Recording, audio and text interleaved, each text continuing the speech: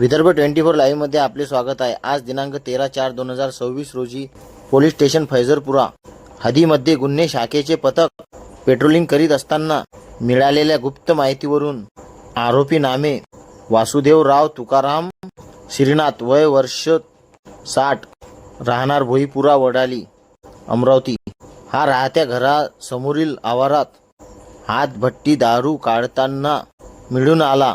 वरून त्याच्याकडून हातभट्टी दारू 100 लिटर व मोहाचा सडा 200 लिटर आणि इतर साहित्य जागीच नष्ट केले असा एकूण 75,000 रुपयाचा मुद्देमाल जप्त करण्यात आला असून त्याच्या विरुद्ध पोलीस स्टेशन फैजरपुरा येथे कलम 65 क.फ.ड. व कलम मदाका अंतर्गत गुन्हा दाखल करण्यात येत आहे।